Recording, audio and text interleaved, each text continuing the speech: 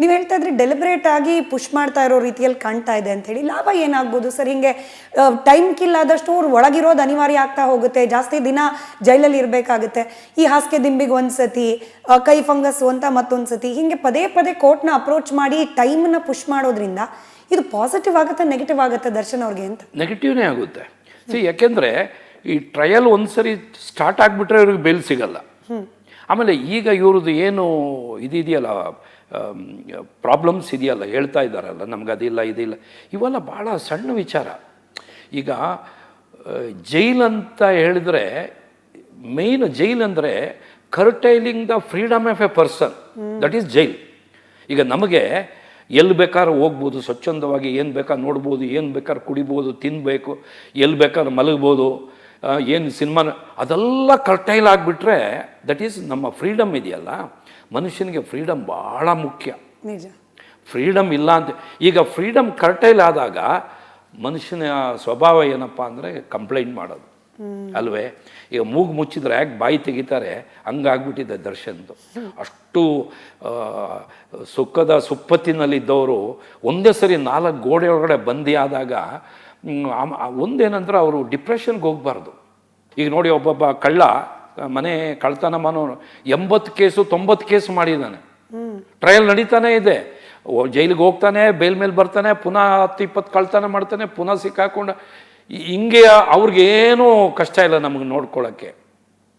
ಹೊಸ್ದಾಗಿ ನಾವು ಕರ್ಕೊಂಬರ್ತೀವಲ್ವ, ಅಥವಾ ಒಂದು ಸೆಲೆಬ್ರಿಟಿ ಅಂದರೆ ಒಂದು ಸ್ಥಾನ ಇದ್ದವರು, ಒಂದು ಸಮಾಜದಲ್ಲಿ ಒಳ್ಳೆ ವ್ಯಕ್ತಿ ಇರೋರನ್ನ ತಂದು ಒಳಗಡೆ ಹಾಕಿದಾಗ ಪೊಲೀಸ್ನವ್ರಿಗೂ ಅಷ್ಟೇ ತೊಂದರೆ ನೋಡ್ಕೊಳ್ಳೋ. ಅನುನಾತ್ಮಕವಾಗಿ ಹೌದೋ ಇಲ್ಲೋ ಗೊತ್ತಿಲ್ಲ ಸರ್, ಬಟ್ ದರ್ಶನ್ ಅವರ ವರ್ತನೆಗಳು ಒಂದು ರೀತಿಯಲ್ಲಿ ಹ್ಯಾಬಿಚುವಲ್ ಆಗೇನೆ ಅಪರಾಧ ಮಾಡೋರ ಥರ ಆಗೋಗ್ಬಿಡ್ತಾ ಅಂತೇಳಿ.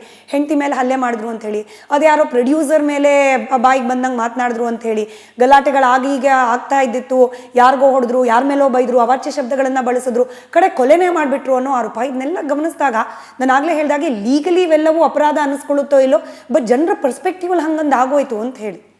ನೋಡಿ, ಅದಕ್ಕೆ ಒಂದು ಯಾವುದೇ ಮನುಷ್ಯ ಇರಲಿ, ಅವನಿಗೆ ಒಳ್ಳೆಯ ಒಂದು ಸಮಾಜದಲ್ಲಿ ಒಂದು ಪಾಠ ಗೊತ್ತಿರಬೇಕು. ಅದಿಲ್ಲ, ಗೊತ್ತಿಲ್ಲ ಅಂತ ಹೇಳಿದ್ರೆ ಈಗ ಸಡನ್ನಾಗಿ ನೋಡಿ, ಈಗ ಭಾಳಷ್ಟು ಸಿನಿಮಾದವ್ರದ್ದು ಕೆಲವು ಸಣ್ಣ ಪುಟ್ಟ ಗಲಾಟೆಗಳು ಅದು ಇದು ನೋಡ್ತಿರ್ತೀವಿ ನಾವು. ಬಾಲಿವುಡ್ನಲ್ಲೂ ನೋಡ್ತೀವಿ, ಬೇರೆ ಇದರಲ್ಲೂ ನೋಡ್ತೀವಿ, ತೆಲುಗುನಲ್ಲೂ, ತಮಿಳು, ಎಲ್ಲ ಕಡೆಯೂ ಇದೆ, ಕನ್ನಡದಲ್ಲೂ ಇದೆ. ಬಟ್ ಆದರೆ ಆ ಮನುಷ್ಯನಿಗೆ ಒಂದು ಸಂಸ್ಕಾರ ಗೊತ್ತಿರಬೇಕು.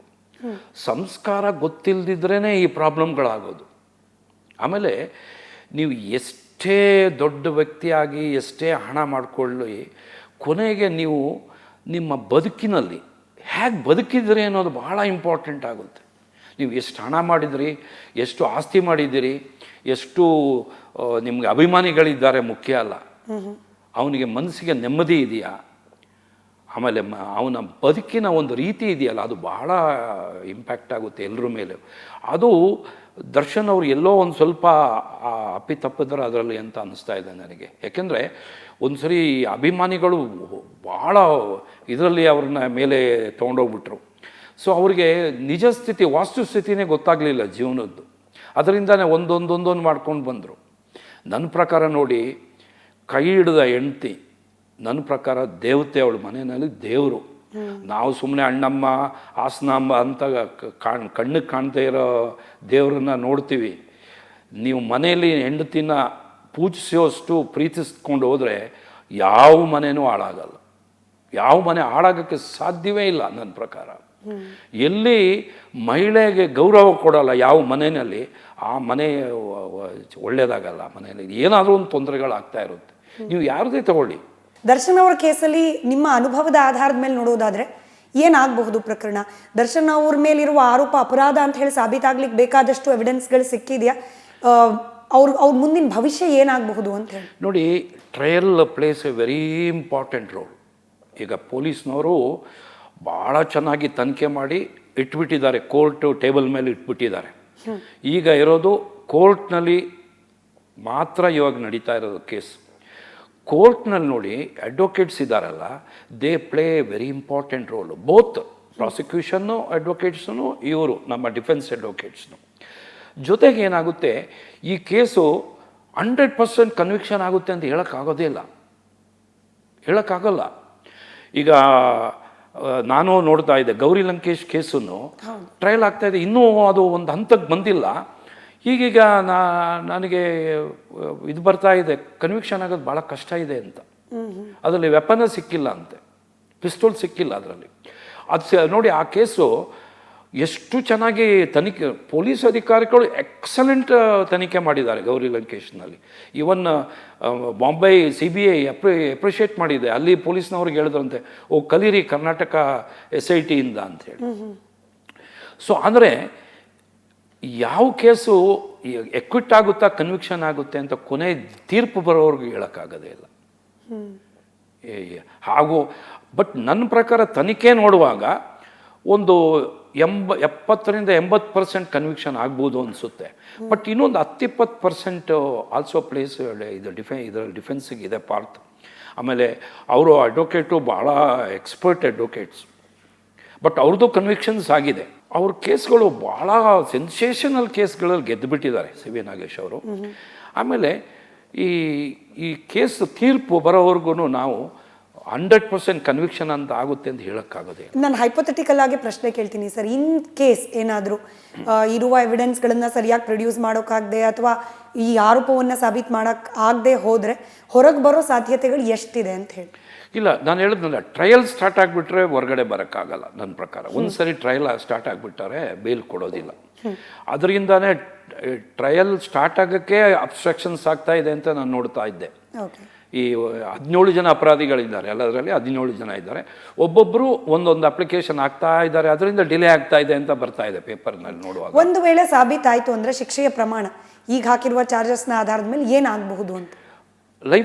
ಲೈಫ್ ಆಗಿಬಿಡುತ್ತೆ, 14 years ಆಗಿಬಿಡುತ್ತೆ, 14 ವರ್ಷ ಆಗುತ್ತೆ. ಆಮೇಲೆ ಅದರಲ್ಲಿ ಎಲ್ರಿಗೂ 14 ವರ್ಷ ಆಗೋದಿಲ್ಲ. It depends. ಈ ಮೇಯ್ನ್ ಯಾರು ಮರ್ಡರ್ಗೆ ಇದಾಗಿದ್ದಾರೆ ಅವ್ರಿಗೆ ಲೈಫ್ ಇಂಪ್ರಿಸನ್ಮೆಂಟ್ ಆಗುತ್ತೆ. ಒಂದು 3-4 ಜನನೋ 5 ಜನ ಆಗ್ಬೋದು. ಬಾಕಿಯವ್ರಿಗೆ ಸ್ವಲ್ಪ 10 ವರ್ಷ ಆಗ್ಬೋದು, 7 ವರ್ಷ ಆಗ್ಬೋದು, 5 ವರ್ಷ ಆಗ್ಬೋದು. ಸ್ಪ್ಲಿಟ್ ಆಗುತ್ತೆ ಕೇಸ್ನಲ್ಲಿ. ಈ ದರ್ಶನ್ ಅವ್ರನ್ನೇ ನಾವು ಮಾತನಾಡೋದಾದ್ರೆ, ದರ್ಶನ್ ಅವ್ರ ಮೇಲೆ ಏನಿರೋದು, ಪವಿತ್ರ ಗೌಡಗೆ ಮೆಸೇಜ್ ಕಳಿಸಿದ್ರು ಅನ್ನೋ ಕಾರಣಕ್ಕೆ ದರ್ಶನ್ ಅವರ ಸಹ ಸದಸ್ಯರು ಯಾರಿದ್ರು ಅವ್ರು ಹೋಗಿ ಕಿಡ್ನಾಪ್ ಮಾಡ್ಕೊಂಡ್ಬಂದ್ರು, ಹೊಡೆದ್ರು.